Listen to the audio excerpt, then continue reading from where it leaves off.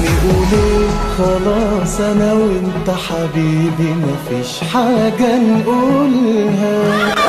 وياك انا عشت حياتي في النور يا حياتي، وفي حضن عينيك قالت لي قوم مرتش أرد. النهاردة بقى أنا جاي أتكلم عن ألبوم انطلب مني كتير جدا، يمكن أكتر ألبوم انطلب مني من ساعة ما بدأت اليوتيوب. ألبوم الليلة دي ألبوم فيه شغل موسيقي قوي جدا، وده مش غريب لأن اشتغل عليه 2 موزعين، حسن الشافعي وفهد. يا ترى إيه حكاية ألبوم الليلة دي بتاع عمرو دياب؟ تعالوا مع بعض نحكي الحدوتة من أولها.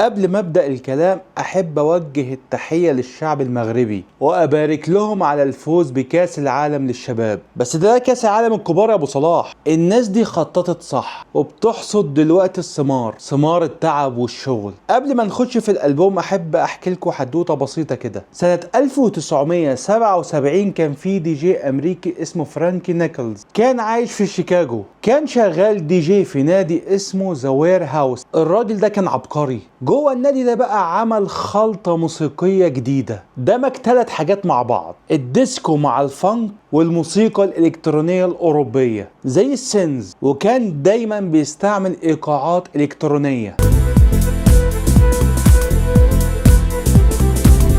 النادي ده كان بيروح له ناس كتير، اغلبهم من الشباب السود اللي كانوا بيعانوا من العنصرية في امريكا. كانوا بيروحوا يرقصوا على المزيكا دي، بس المزيكا دي ما كانش ليها اسم، الناس هم اللي سموها ايه بقى؟ المكان اللي هم بيروحوا اسمه ايه؟ ذا وير هاوس. فسموا المزيكا دي مزيكة الهاوس نسبة للمكان اللي هم بيروحوه. كان ميزتها انها سريعة والايقاع بتاعها 4/4.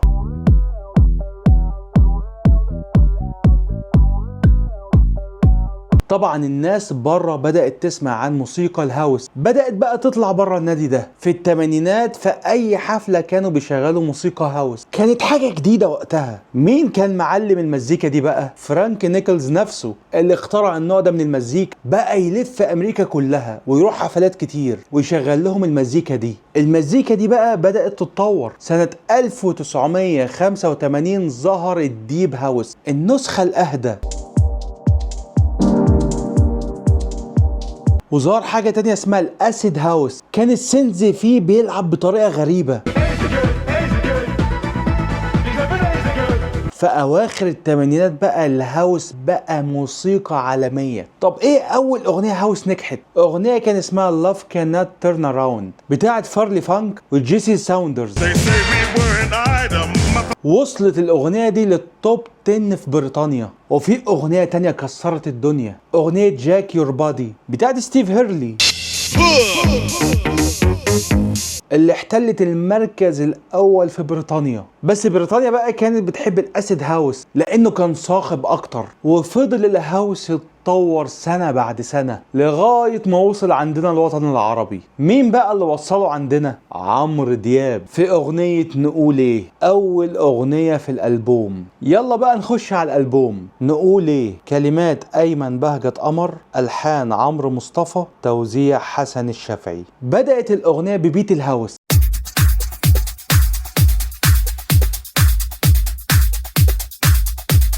مع مين بقى؟ طبلة أفريقية اسمها دي جيمبي.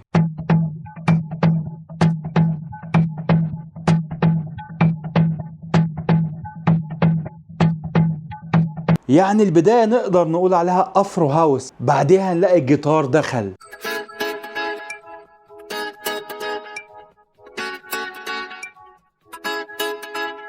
بس هنا ما بيعزف، بيدي لمسة كده خفيفة. الجيتار هنا بيكسر البيت الإلكتروني. بعديها نلاقي السينز دخل بيرد على الجيتار.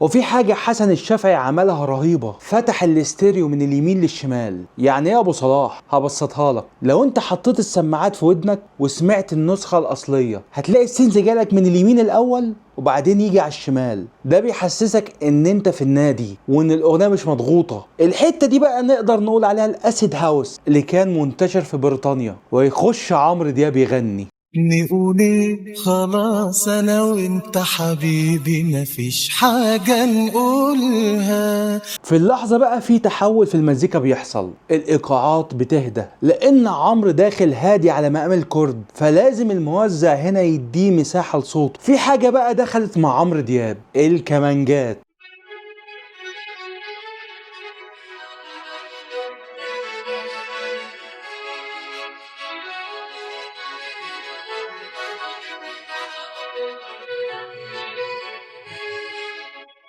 بتقول معاه نفس اللحن، عامله يونيسون مع عمرو دياب. ويخش في اللازمه اللحنيه: انا ليك وعمري ما اكون يا حبيبي غير ليك. انا ليك وعمري ما اكون يا حبيبي غير ليك. هنا بقى الموزع عمل ايه؟ بدأ يخلي الاغنيه تتصاعد، في تصاعد بالسنز بيحصل.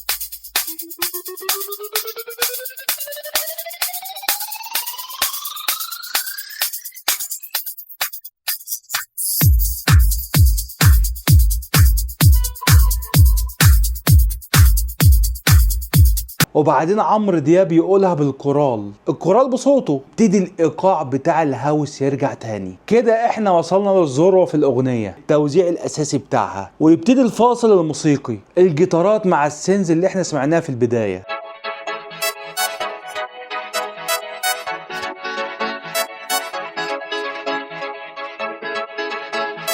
ويخش عمرو دياب يكمل غنى، وهتلاقي برضو الكمانجات مكمله معاه. طب ايه لازمه الكمانجات؟ زيها زي الجيتار، بيكسر بيها البيت الالكتروني. دي في الاخر اغنيه عاطفيه، فالكمانجات والجيتارات خلتها انعم. وفي الفاصل الموسيقي الاخير هتلاقي الكمانجات بقت اوضح.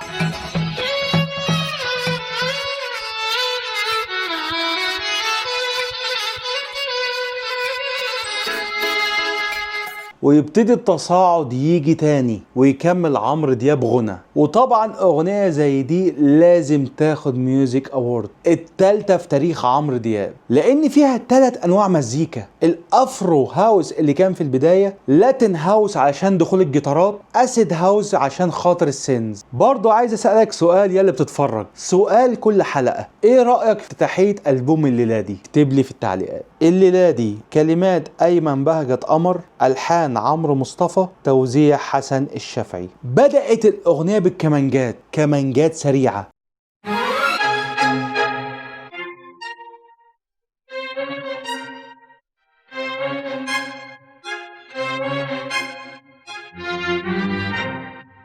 هنا الموزع عايز يخطف ودنك في أول ثانية. يرد عليها مين بقى؟ الترومبت على طريقة التانجو.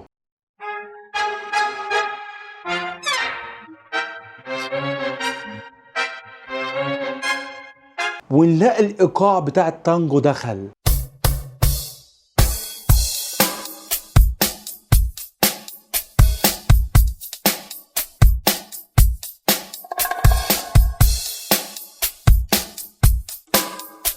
وفي حوار حلو قوي بين الكمانجات وبين الترومبت. الترومبت يقول كلمة، الكمانجات ترد عليه، نداء ورد. وبرضه الجيتارات الإيقاعية موجودة، بيديك إحساس الحركة.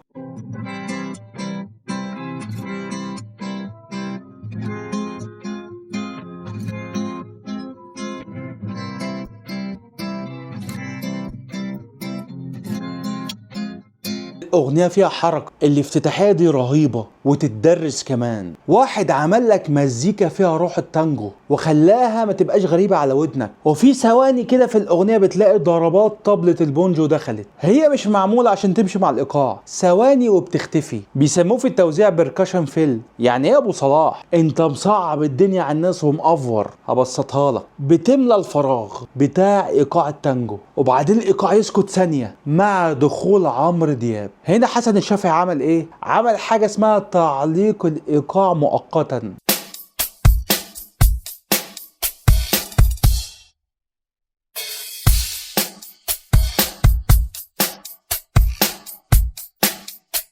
عشان يدي مساحة لأول جملة هيقولها عمرو دياب: الليلة دي سيبنا أقول وأحب فيك. الليلة دي سيبنا أقول وأحب فيك. بعد الكلمتين دول الإيقاع بتاع التانجو بيرجع تاني. وعلى فكرة ده أسلوب أصيل في التانجو، سكتات بتبقى محسوبة على جمل معينة هم عايزين يبروزوها. عارفين ليه موسيقى التانجو بتعمل كده؟ هقولك ليه. التانجو معمول علشان اتنين يرقصوا مع بعض، السكتات دي بتبقى زي نفس، تغيير حركة كده يعني، وبعدين يخش الفاصل الموسيقي. هنا بقى كل حاجة بتتغير. البيانو دخل،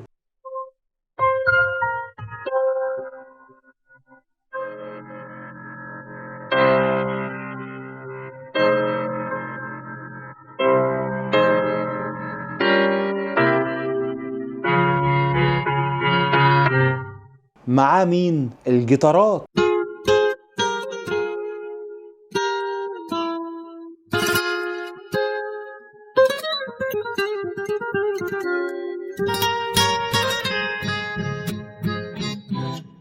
احنا ماشيين على الايقاع بتاع التانجو؟ لا، المزيكا كلها اتغيرت، الجنرا نفسها اتغيرت، بقت حاجه اسمها الجواخيرا، وده ايقاع لاتيني اصله من كوبا. على فكره التانجو والجواخيرا كلها موسيقى لاتينيه، بس ده ايقاع وده ايقاع. الفاصل الموسيقي في اغنيه الليله دي جواخيرا، ومش هيستمر جواخيرا.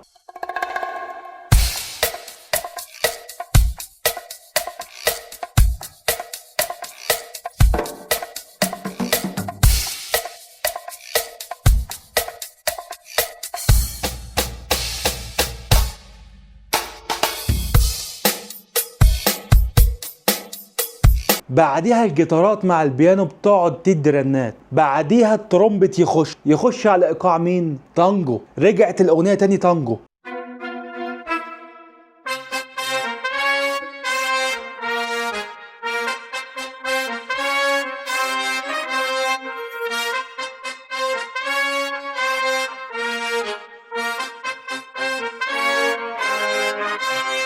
ويكمل عمرو دياب غنى في الجملة اللي أنا بحبها، قالوا يا من القمر عالي وبعيد، وإن الملايكة مستحيل تلمسها إيد، وأنا الليلة دي كل ده في إيديا، يمكن في الدنيا دي أكون أنا الوحيد. وانا الليلة دي كل ده في ايديا، يمكن في الدنيا ده اكون انا الوحيد. انا بعشق الجملة دي. في تفصيلة بقى حلوة في قفلة الاغنية، عمرو دياب بيبتدي يمد في صوته، وبعدين ايقاع التانجو بيبتدي يتصاعد، يبقى اسرع. ليه بقى؟ دايما في الموسيقى بتاعة التانجو بيبقى في تصاعد ختامي يختموا بيه المزيكا، وتقفل الاغنية على صوت عمرو دياب: الليلة دي سيبنا اقول واحب فيك. طول ما انا شايف. كلمات مجدي النجار، ألحان محمد يحيى، توزيع حسن الشافعي. بدأت الأغنية بالأكورديون، أكورديون شرقي بيعزف على سلم النهواند.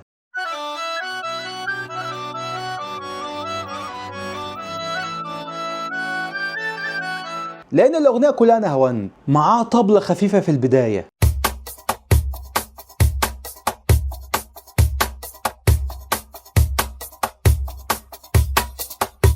ويبتدي ايقاع المقسوم يدخل.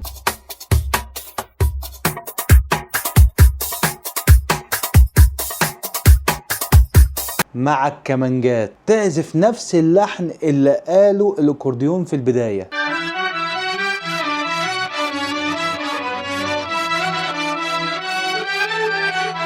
ويخش عمرو دياب يغني: يا حبيبي مين في اللي احنا فيه، ده اللي احنا فيه ده محدش فيه. يا حبيبي مين في اللي احنا فيه. ساعة لما بيكرر الجملة تاني الكمانجات بتبتدي تخش معاه، تعمل غيمة صوتية عشان يديك احساس الشجن في الاغنية.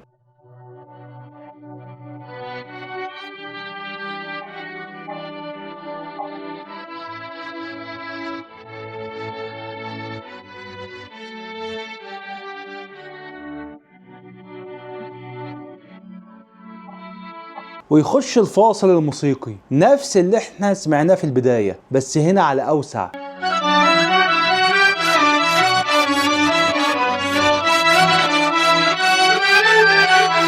الكمانجات بتلعب مع الاكورديون. ويكمل عمرو دياب غنى: يا حبيبي مين في الدنيا مين بحلم أعيش دايما معاك. اغنيه مقسوم جميله. المقاسيم بتاعت عمرو دياب زمان كان بيتعمل فيها شغل حلو قوي، كان بيبقى مقسوم متعوب عليه شويه في التوزيع. حكايات، كلمات مجدي النجار، الحان محمد يحيى، توزيع حسن الشافعي. اقول ايه على الاغنيه دي؟ شوف اقول لكم على حاجه، دي من اكتر الاغاني اللي اتظلمت في تاريخ عمرو دياب، واللي ظلمها عمرو دياب نفسه. ما بيغنيهاش كتير في الحفلات، ما افتكرش انه غناها قبل كده، يمكن مره واحده بس، مع انها اغنيه عبقريه. بدات الاغنيه بالكيبورد،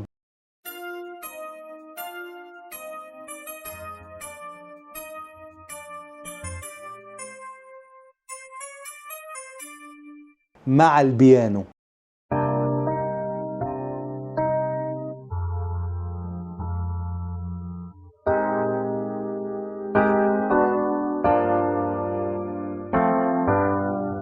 اللي في المقدمة الكيبورد مستخبي وراه البيانو، بيكمل اللحن اللي بيعزفه الكيبورد، وبعدين يخش الإيقاع، إيقاع البول روم رومبا. استنى أبو صلاح، إيه البول روم رومبا دي يا أبو صلاح؟ بص هقولك على حاجة، هو نوع من أنواع موسيقى الرومبا.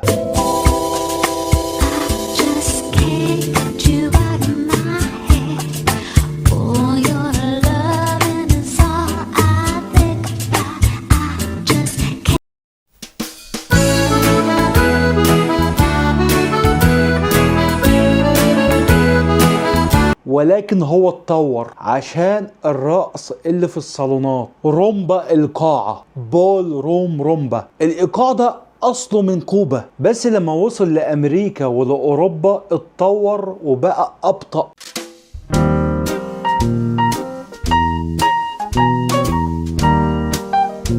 عشان يناسب الأغاني الرومانسية الهادية، وهو ماشي على ميزان 4/4 عشان يبقى أهدى من التانجو. برضو إيه اللي موجود؟ إيقاع السون كوبانو داخل مع الإيقاع ده.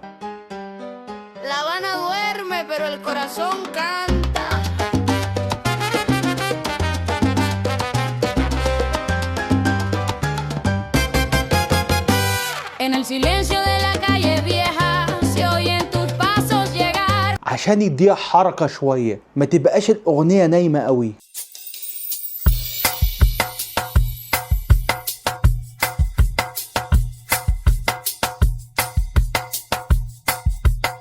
وتخش الكمانجات تقول نفس اللحن اللي عزفه الكيبورد مع البيانو.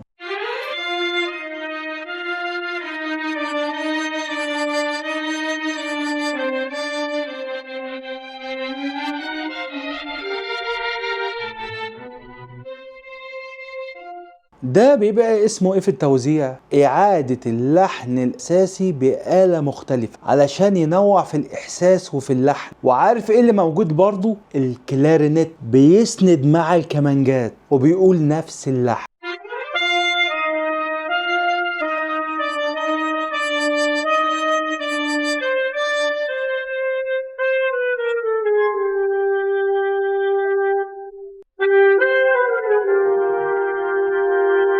ويخش عمرو دياب يغني انساك لا يا حبيبي. انساك لا يا حبيبي. هنا عمرو استعمل تكنيك اسمه مد صوتي طويل. هنا بقى هو مش بيغني، هو عايز يعبر، بيطول في الاحساس. فانت كمستمع بيوصل لك احساس ايه؟ انه مش قادر ينساه، صعب جدا ينساه، بس اكدها لك بالمد، كلمة واحدة وصل لك الاحساس ده. وهنا عمرو ده بيدي درس للناس اللي بتغني ازاي تتحكم في صوتك. طول ما انت حبيبي انا مش هنساك. ويقول حكايات عمري اللي فات معاك، وبقول لك يا حبيبي ما قلتهاش غير ليك، ويمد في كلمة ليك كده. حكايات وذكريات وياك. بيأكد على المعنى. ويخش الفاصل الموسيقي نفس اللي احنا سمعناه في البداية، الكمانجات مع البيانو وبرضه الكلارينيت موجود. ويكمل عمرو دياب غنى انساك ازاي يا حبيبي. في الاخر بقى بتحصل حاجة جميلة، سكتة موسيقية، الايقاعات كلها بتهدى. الايقاع بيبقى ايه بقى؟ بول روم رومبا.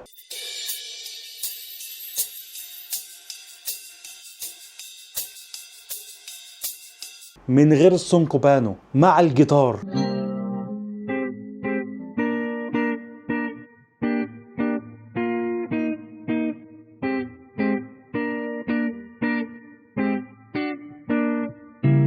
ويقول عمرو دياب حكايات. بعد ما بيقولها ايه اللي بيحصل؟ الكلارينت بيبتدي يدي تصاعد كتمهيد لرجوع الايقاع الاساسي.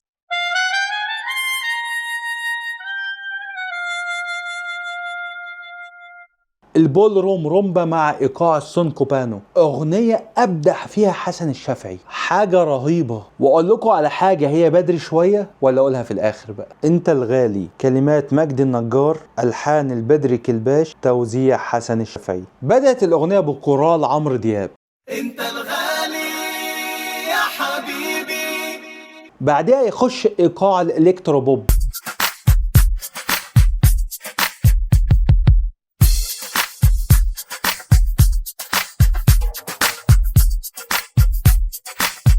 مع السينز،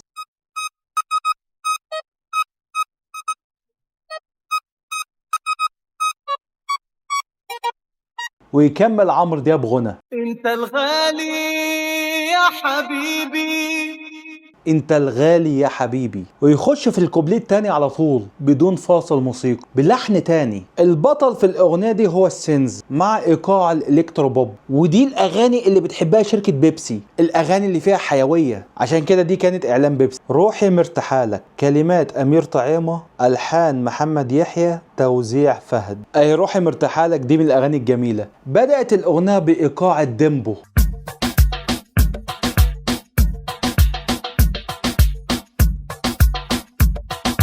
وده ايقاع من الايقاعات بتاعت الريجي، وبعد كده اتطور وبقى ريجاتون. يعني اغنيه روحي مرتاحالك دي ريجاتون. بعديها بتخش الصفاره، صفاره باللحن بتاع الاغنيه.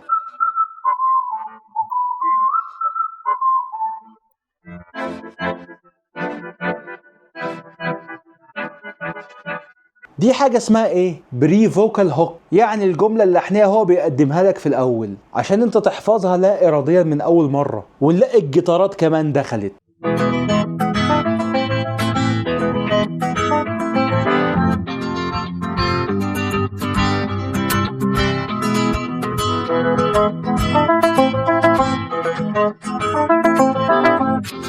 ويخش عمرو دياب يغني روحي مرتاحالك، قلبي سابني راح ندالك. روحي مرتاحالك، قلبي سابني راح ندالك. ويبتدي الفاصل الموسيقي، الصفارة مع الجيتارات وإيقاع الديمبو شغال. السينز برضه هتلاقيه موجود بيدي ضربات خفيفة.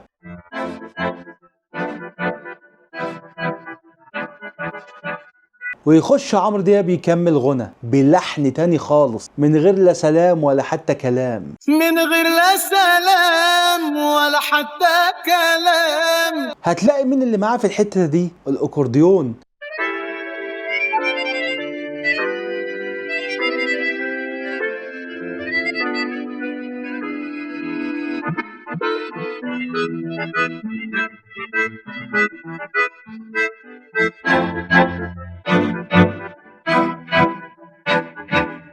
بس خفيف قوي، ويرجع يقول روحي مرتاحالك، ايقاع الديمبو يرجع تاني. انا بحب الجيتارات بتاع الاغنيه دي قوي، رهيبه. متخيلين ان الشغل ده كله في 2007؟ يعني من 18 سنه. يا نهار اسود، العمر بيجري يا جدعان. انا حاسس ان الالبوم ده لسه نازل امبارح. هو اتسرب على النت بس انا اشتريته، واشتريته شريط ايام الووكمان السوني بقى الله يرحمه. قالت لي قول، كلمات بهاء الدين محمد، الحان عمرو دياب، توزيع فهد. بدات الاغنيه بصوت عمرو دياب على طول. قالت لي قول، حبيتها ولا ما حبيتهاش، مرضتش ارد. مع ايقاع مقسوم.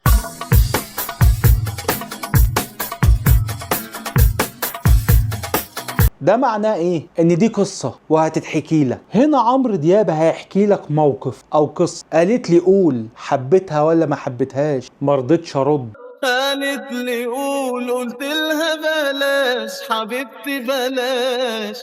عمرو دياب بيقعد يسكت جمل قصيرة ويسكت. ده يدل على ايه؟ على التردد. موقف بينه وبين حبيبته بتاعت دلوقتي، واللي بتسأله بس مش من باب الفضول، من باب الغيرة. هي بتسأله وبتقوله حبيتها ولا ما حبيتهاش، بس ده مش اللي جواها. السؤال اللي جواها هو ايه بقى؟ انت لسه بتحبها؟ لسه فاكرها؟ هو عمل ايه بقى؟ مرضتش ارد، قالت لي قول، قلت لها بلاش. هو عايز يهرب من الاجابة، خايف اي رد يقوله يجرحها، وهو خايف برضه، خايف من المقارنة بينه وبين نفسه. مش عايز يفتكر حبيبته القديمة، لان اي شخص بيخش علاقة جديدة غصب عنه بيبقى جواه مقارنة بينها وبين اللي فاتت، مش حبا في اللي فاتت، الذكرى نفسها معلمة معاه. وهو عارف ان اي كلام هيقوله حتى لو بريء هيتفهم غلط. ده حكاية وخلصت مش عارف هتفيدنا بإيه. دي حكاية وخلصت مش عارف هتفيدنا في ايه. دي حكاية وعدت ونسيتها فاكراها ليه. حلفت لأقول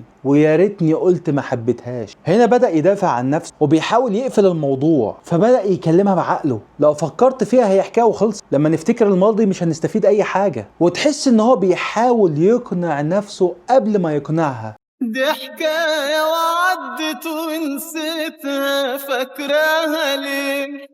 دي حكاية وعدت ونسيتها فاكراها ليه. فاكراها دي مش موجهة ليها بس، موجهة لنفسه كمان. ليه لما حد بيجيب سيرتها انا بحس بحاجة؟ ده اللي جواه، ويا ريتني قلت ما حبيتهاش. هنا بقى بدأ الندم. بيندم ان الكتمان بتاعه في البداية جاب نتيجة عكسية، انه مرضيش يرد. عارف السؤال ده، حبيتها ولا ما حبيتهاش؟ لما احنا كرجالة نتسأله اي اجابة هتقولها هتخسر، وبعدها يخش الفاصل الموسيقي كمانجات.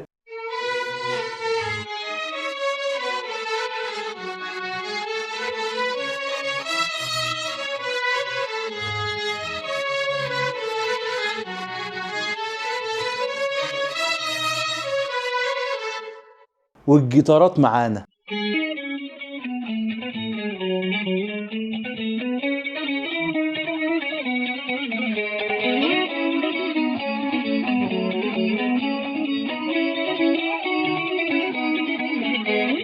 ركز على القصة اللي بتتحكي. المزيكا عادية بسيطة. أول ما قلت بعيني كنت بحبها حسيت كأن الكلمة جرحت قلبها. عمرو هنا بيقولها بنبرة صوت هادية، كأنه بيقولها بينه وبين نفسه، سر مكتوم جواه. أول ما قلت بعيني كنت بحبها. أول ما قلت بعيني، لغة الجسد فضحته، العين فضحته. قالت لي كمل. قلت أكمل إيه بقى مرتبك. أنا قلت إيه؟ إزاي يا قلبي جرحتها؟ بدأ يندم إنه جرحها، وجرحها من غير ما يتكلم. الكوبليه الأخير بقى هي اللي بتتكلم. قالت لي عارفة ده ماضي فات من كام سنة. هي خلاص بقت تتقبل الوضع وكبرت دماغها، يعني بتسامحه ومصدقاك إن أنت عايش لي أنا. الجملة دي بقى هي بتستعيد ثقتها في نفسها تاني، وهي اختارت إنها تصدقه عشان تحافظ على العلاقة. قلت لها طيب ليه زعلت؟ قالت لي لا. هنا هي مش بتجاوب بلأ بس، هي كمان بتحاول تخبي وجعها. انا كنت فاكرة ان اول حب انا. هي مش زعلانة ان هو حب قبلها، هي زعلانة انه معاش اول لحظات الحب بتاعته معاها، اول المشاعر. في تفصيلة بقى في الاغنية دي حلوة قوي، لما هي بتقول اول حب انا المزيكا كلها بتسكت.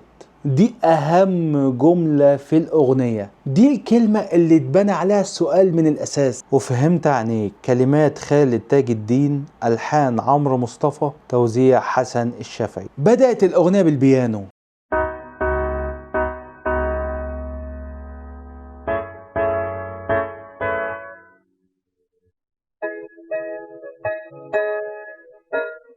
معاه الكلارينيت.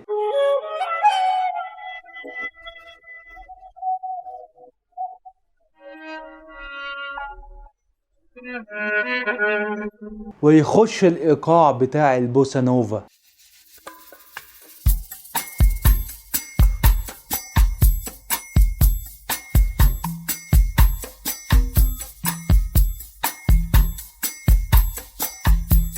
وده ايقاع اصله من البرازيل، ايقاع ناعم كده رومانسي.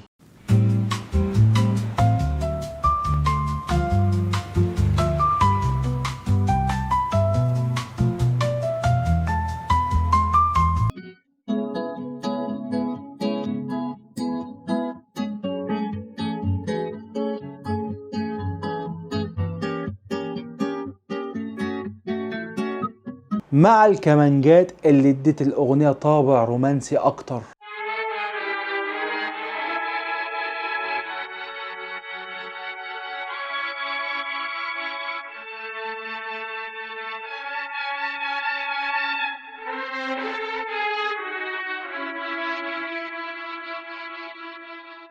ويخش عمرو دياب يغني وفهمت عينيك ما انا خدت عليك حبنا بيزيد جوانا. وفهمت عنيك. في الخلفية البيانو مع الكمانجات شغالة. دي بقى مش قصة حب جديدة، دي قصة حب مستقرة. نقدر نقول ان كان في مشاكل، ان هي حاسة ان هو مش فاهمها برغم السنين دي كلها، وهنا هو بذل مجهود بدأ يفهمها. وفهمت عينيك ما انا خدت عليك.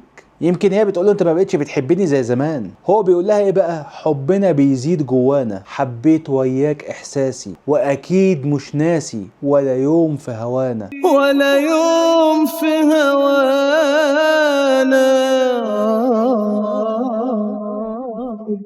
ويخش في اللازمة اللحنية، وليا مين انا غير حبيبي ومش هقول له غير يا حبيبي. وليا مين انا غير حبيبي ومش هقول له غير يا حبيبي. ويخش الفاصل الموسيقي، الكمانجات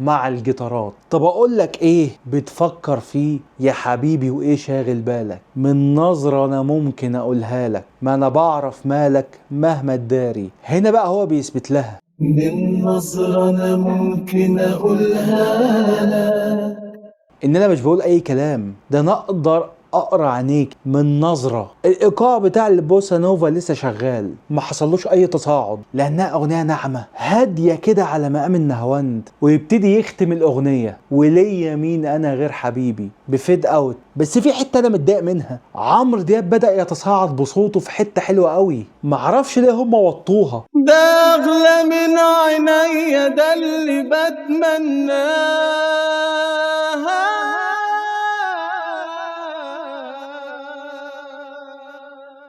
كنت سيبوها ووطوها بعد كده. ضحكت، كلمات بهاء الدين محمد، ألحان عمرو دياب، توزيع فهد. الأغنية اللي عمرو دياب ضحك علينا فيها، فهمنا إن ضحكت يعني قلبها مال، فبقى البنات واخدة بالها من الموضوع ده، ما بقتش تضحك في الشارع، كلهم ماشيين مبوزين كده. جيت سألتها قلت لها أنت ماشية مبوزة ليه؟ قالت لي واضحك ليه وعمرو دياب فهمك إن ضحكت يعني قلبها مال. وجهة نظر الصراحة. بدأت الأغنية بإيقاع المقسوم الصعيدي مع الأكورديون،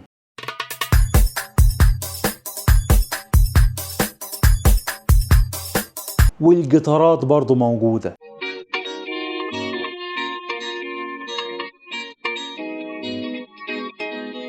ويخش عمرو دياب يغني، ضحكت يعني قلبها مال وخلاص الفرق ما بيننا اتشال، يلا يا قلبي روح لها يلا قول لها كل اللي بيتقال. ضحكت يعني قلبها ماله. والفاصل الموسيقي نفس اللي احنا سمعناه في البداية.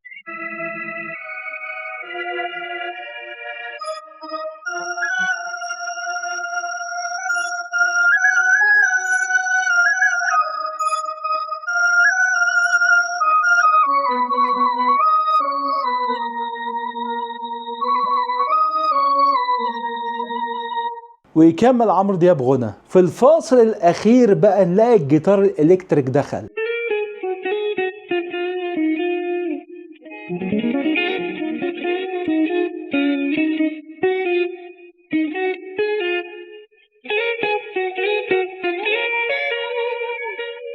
كل ما اسمع الاغنيه دي ابقى عايز اضحك. هقول لك ليه وسامحني في اللي انا هقوله. زمان كان في حاجه منتشره على الموبايلات، في حد يستنى على دي كفايه بس الضحكه دي. انا عايز بس الناس تفتكر الموضوع ده، بس انا مش هحطها. خليك معايا. كلمات ايمن بهجت قمر، الحان محمد يحيى، توزيع حسن الشافعي. وعرفت قيمتك لما بعدت ورجعت بعد فراق، جربت اعيش من غير هواك وادي النهايه.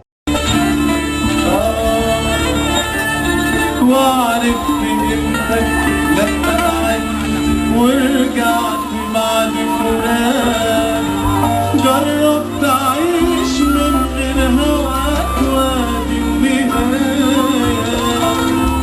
انا بعد منك تهت وضعت، انا ضعت من الاشواق، وانت كمان ضعت وبجد حرام كفاية.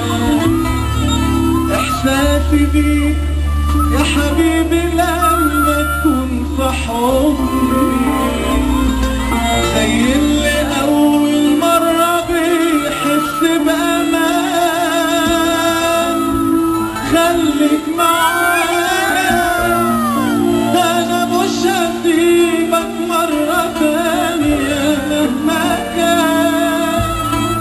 خليك معايا، انا مش هكرر غلطتي وياك زمان.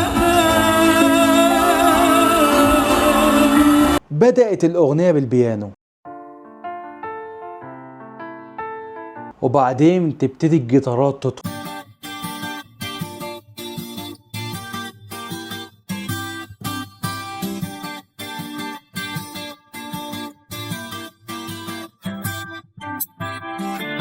وبعدين نلاقي الدرامز بدأ يتصاعد، ويبتدي الإيقاع يدخل، إيقاع البوب، والجيتارات بدأت تعزف على طريقة الكانتري ميوزك.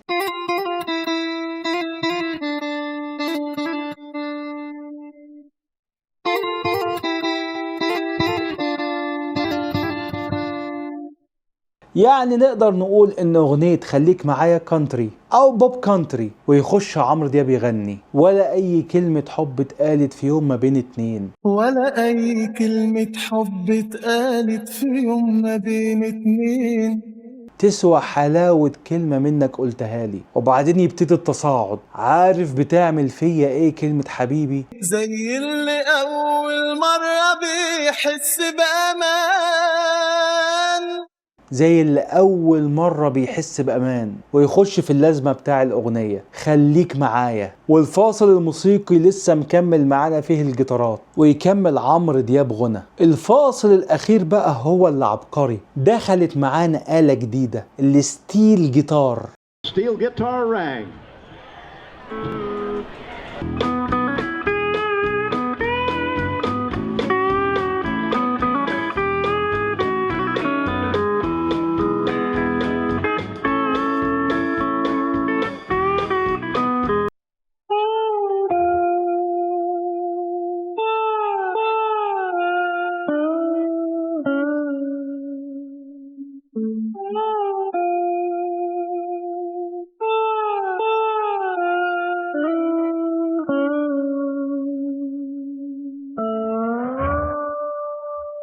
ودي من الجيتارات المعروفة جدا في موسيقى الكانتري. ويكمل عمرو دياب غنى خليك معايا. تقفل الأغنية على إيه بقى؟ على البيانو اللي بدأ معانا الأغنية. إيه رأيكم في ألبوم الليلة دي؟ ألبوم رهيب. وعجبتكم الحلقة ولا لأ؟ كنت عايز أقول لكم إيه بقى؟ إيه أغنيتي المفضلة في الألبوم ده؟ حكايات بدون أي تردد. وهقول لك على حاجة، دي أكتر أغنية أنا بسمعها لعمرو دياب. يعني مثلا أنا مودي النهاردة أسمع علم قلبي، أحشر معاه أغنية حكايات. هسمع ابتدينا، هحشر معاه أغنية حكايات. أنت بقى إيه أغنيتك المفضلة في الألبوم ده؟ وهي دي يا سيدي حكاية ألبوم الليلة دي بتاع عمرو دياب. يا رب تكون الحلقة عجبتكم. كان معاكم أحمد صلاح، سلام عليكم.